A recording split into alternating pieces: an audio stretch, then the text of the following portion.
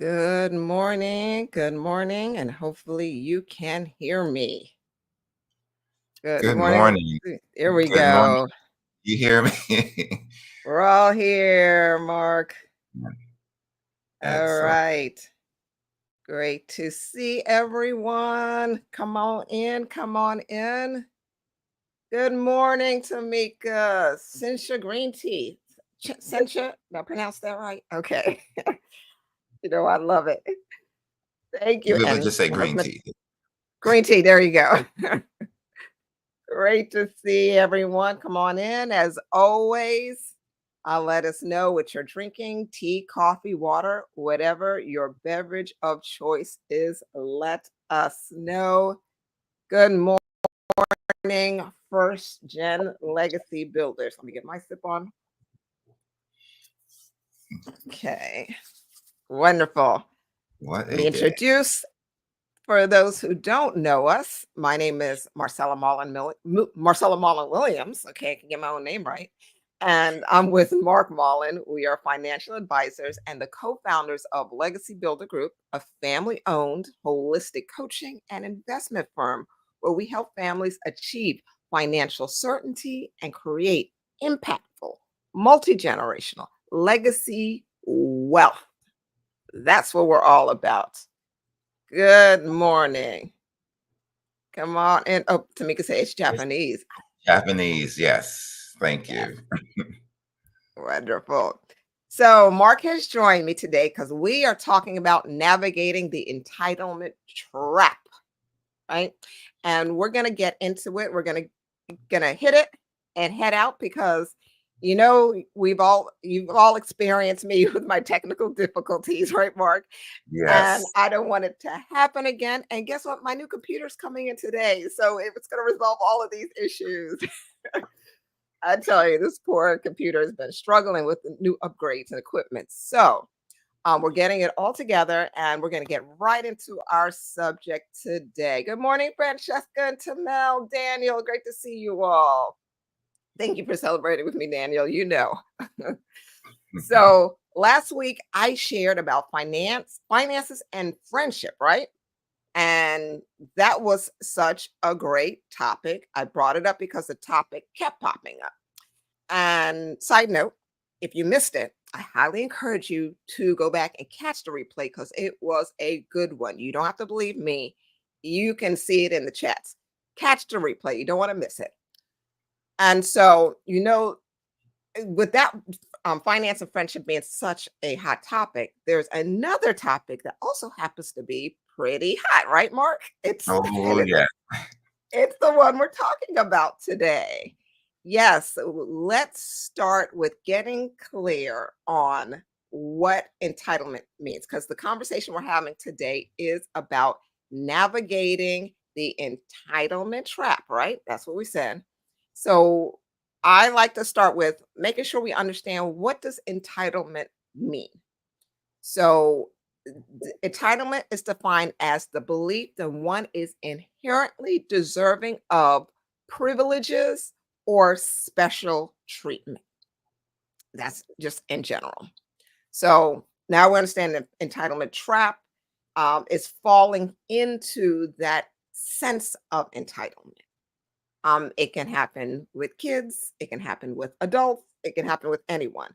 But but particularly what we're talking about today is what we as first generation high income earners, which you may be dealing with. You've created a new path and a lifestyle for you and your family that may look very different from the one you grew up seeing.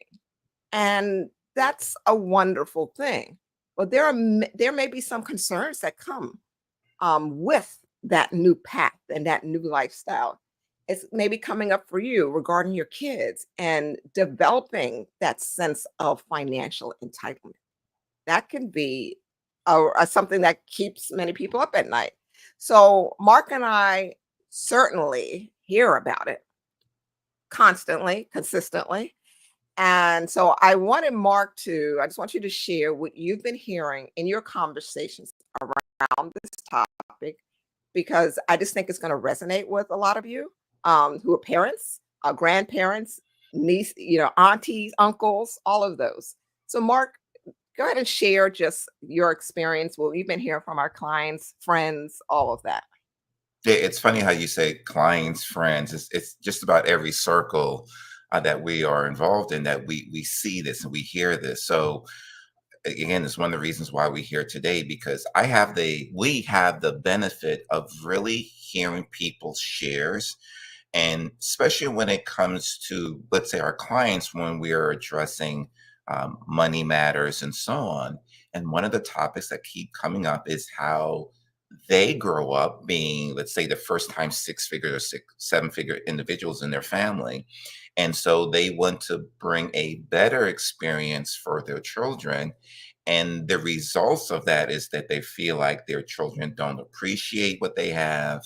As Marcella mentioned in the title of this message, the sense of entitlement and what that carries. So, what I would like to hear in the group here is, as we're describing this, let us know, have you or do you know someone that that's felt this way, that their children are spoiled or any other term that you want to use. But I'm just curious, is this a common thread that you yourself has experienced? Because let me tell you, I've got to witness parents that, from my perspective, have done a really good job of setting a foundation, but yet they're completely baffled as to why the results of that leads to their belief that their children are spoiled or entitled.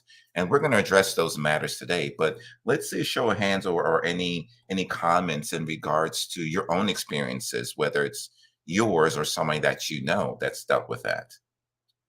Right. Like just any concerns. Again, Yeah. like Mark said, just what you've seen.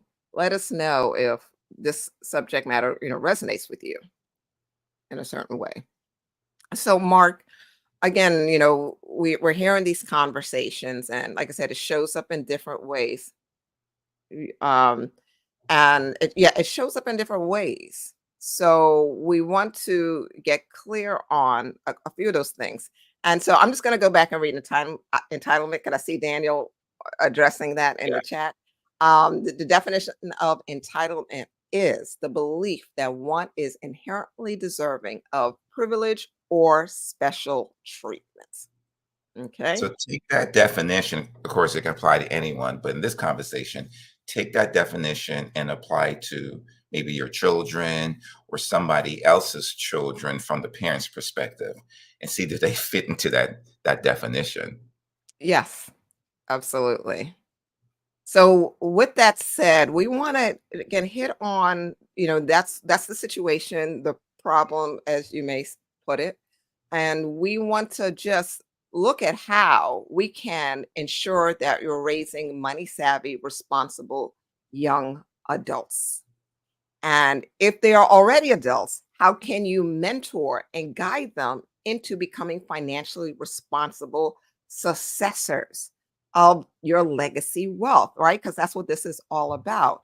And, you know, I'm not the one that believes that, oh, they're an adult, you already did the raise and it's too late. I believe that you can still work towards shifting behavior because if I don't believe that, then I wouldn't be, I don't know what I'm doing as far as my job. Mhm. But it's never too late for a behavioral shift, even for your adult children. But it does take some intentionality on the part of the parent, right? It starts with us first. So, yes, let's get into understanding some of the what it takes to kind of set the foundation there. And it starts for me, it starts first with understanding your role as a legacy leader in your family. Right, Mark? Yes, I definitely.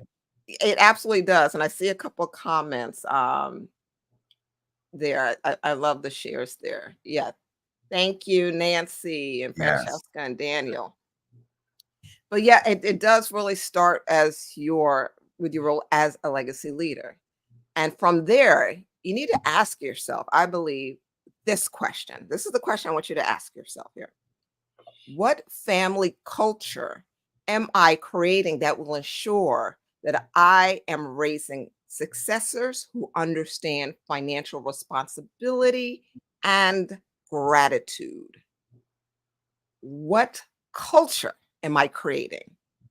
And I think too often we don't look at our home, our environment as a culture that you can intentionally create and develop. And that's where I want us all to really start with understanding. That's how we can make the intentional efforts to raise financially responsible legacy successors, right? So here are just a few practical strategies that Mark and I want to share with you so that you can become more intentional about the family culture you are creating. And we're not going to focus on the entitled. How do I make sure they're not entitled? No, we do that by making sure first, how do I create changing the narrative, changing the mindset, not what do you don't want, but what you want. And remember a while back I talked about you want to be aware of what you don't want, but focus on what you want. And this is an example. What you want is a healthy family culture, one that stands for something. We'll go into that. What you don't want is entitled children, entitled kids, entitled adults. So let's focus on what we want, right, Mark? Yes. So let's start with setting a foundation of shared values. Mark and I are all about starting right here because every process that we go through in all of our programs, working with our clients, the first thing we do is make sure our individuals understand what are their core values, right? And if you are our client, you know this if you ever worked with us. So, Mark, let's talk about creating a family mission statement. What are your thoughts on that? Oh my goodness. Well, again, from my experience, we're nailing it right in the head here that it's so important to understand that we don't want to assume anything, right? Let's throw assumption out the window and be intentional. So creating that family mission statement is number one, putting everyone on board. So now it's clear what the family is about. It's not the assumption because you know your children will know. No, we want to state it, we want to document it. So that's a big one for me, Marcella. Yeah. And so we could start by gathering together. I encourage family meetings. So gathering together and defining your core values around, around money, around work ethic, around generosity. Determine your family values, determine that mission statement around those key areas. And then write down the statement reflecting these principles so everyone has a shared vision. Think about how powerful that is when the entire family's on the same page. And even if your kids are grown, it is not too late. Like I said, it's not too late to request their participation in this process. When they see how serious you are about creating that family culture, it makes a difference, especially you get grandkids involved. Oh my goodness. It's kids love this kind of thing at any age. So, I mean, obviously not infants, but at any age where they're talking, they love this. So, how about Mark? How about getting the kids involved in financial decisions? I'll let you take this one. Well, that's another good one here. So, yes, like you mentioned, at a certain age, it can really you have a lot of room to work with here, but we want to take advantage of those younger kids, right? So you want to be able to allow them to participate in family budgeting, right? Having conversations in the way that fits their age, right? Because you want to get them involved. Like for instance, let them help you plan for family vacations or holiday shopping on a budget. Now, this is going to hold adults to the fire as well, right? Because you Hmm. want to make sure you're managing your spending, right? So you can't tell the next generation you have to manage your spending and you're not doing that, right? You're not being that example. So it's a Yes. great way to adhere to the financial responsibilities, the core values, what's meaningful for you, by allowing them to understand this is not just an event that we just spend money on. No, we want to be very calculated because everything is based on planning our legacy, right? So this is a big one. Have them involved. Mhm. And then Absolutely. the other thing I Go want to mention as well is that, we want to have what we call age appropriate uh, budgeting, right? So we want to make sure that we are including them, but make sure this in a manner that, number one, that they can comprehend. They don't need to know all the nuances, but those key components that can help them understand that vacationing, this is a big one because a lot of even young adults sometimes don't realize all that's involved in it, the expenditures, the savings, everything you need to do. So let's let them be involved. So now you're giving them an understanding of the work behind the scenes, right, Marcella? Absolutely. I love how you broke that down. And I think you can see how clearly how beneficial and the head start you can give a young person when involving them in the budgeting process. So that's the second one. Um, the third is I think we want to talk about encourage giving and generosity.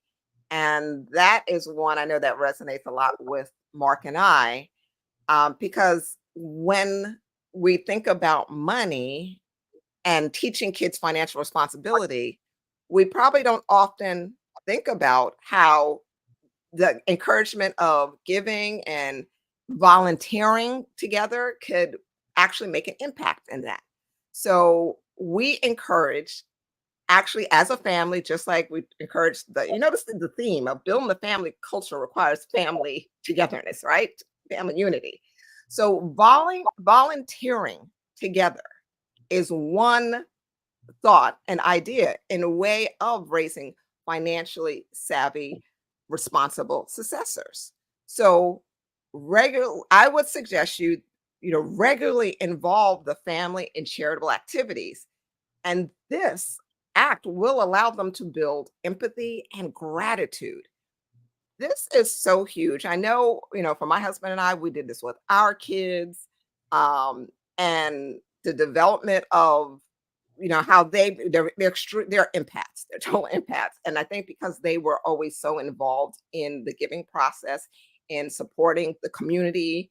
And so I've seen this in many other organizations. I have a really good friend who runs a nonprofit with her 3 children who are incredible, and they do a lot of the work in the nonprofit. They give back to foster families, and again, I've seen how that has caused them to become really responsible young people.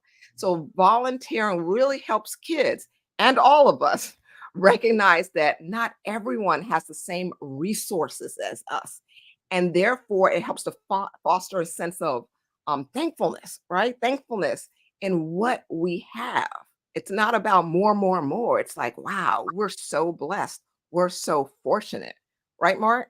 Yes, yeah, I think a lot of times we're so, especially the young generation, where they're so used to seeing everyone having quote unquote more, or at least the impression that they have more, not realizing that globally speaking, we're part of the 1%. And yet we don't notice that we're so busy catching up with everyone else. We're not realizing how fortunate we are that we are on a global scale, the one percenters. So just keep that in mind. Yeah, absolutely. And look, I see my son Daniel confirming what I just said in the chats. All right, Mark. So let's talk about the last point we want to bring up today is teaching our kids in our actions and in fostering that sense of financial responsibility. We can do that through financial autonomy through responsibility. So fostering financial autonomy through responsibility is the last point. I want you to kind of address this one. Well, this is another one that's very, I mean, all these points are so relevant. So just to add on top of the foundation we already set forth, you want to teach the accountability form mistakes. I think too many times some parents and some adults, uh, we want to safeguard our kids from those road bumps, those Mhm. financial road bumps. But Especially as sometimes, mamas. right? So it becomes even more important to let mistakes be a life lesson. I tell people when they get physically injured, there's a reason why we have pain sensors, right? It's to let us know something's wrong in that area, or else we can continue to damage it. I'd say it's the same thing when it comes to applying mistakes. Allow them to make mistakes, controlled mistakes if possible, so that you can let that be a life lesson, right? So, so one of the things you can do is let them make small financial mistakes early in life, right? Like for example, allow them to overspend, or they didn't save enough for a desired item or goal. That experience is a natural consequence at a low risk way, right? So allow that to be a life lesson, so they can help them. You can help them to understand that there are consequences, even financial ones. And we want them to be aware that we don't want to hide that from them. They need to be exposed to that. That's so good. And I 100% in believing to in teaching our young people how to fail early and fail with grace, giving themselves grace. This is a struggle point for adults. And the earlier they can learn to make mistakes and understand that it is an opportunity for growth, the healthier their mindset will be towards developing and perseverance and growing as they become adults. They won't be afraid to try because you would have taught them how that mistakes are opportunities to learn and grow. And starting off at a young stage where the mistakes, like you said, Mark, are gentle and not as won't have a severe impact on them, that makes Exactly. all the difference in the world.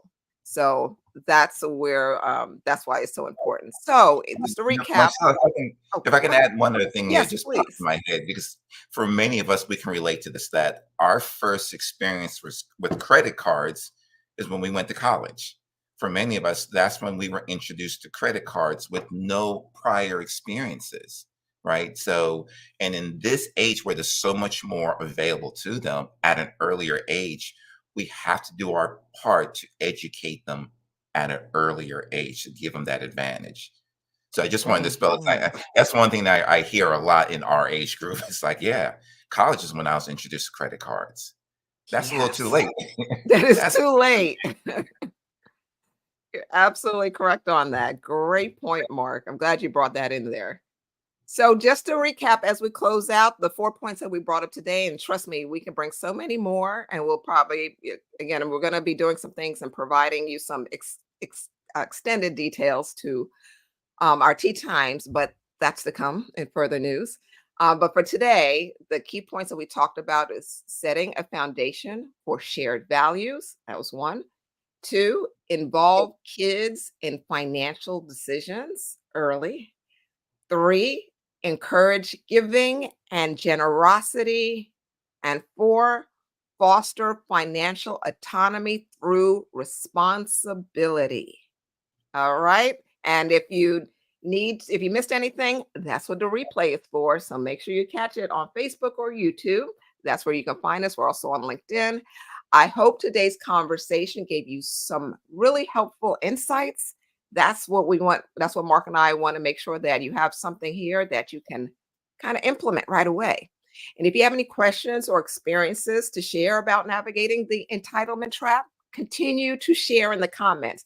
I cannot wait to go back through and read all of these comments, read your experiences that you shared in the Facebook group because you all always make this tea time so delightful. I love our conversations together.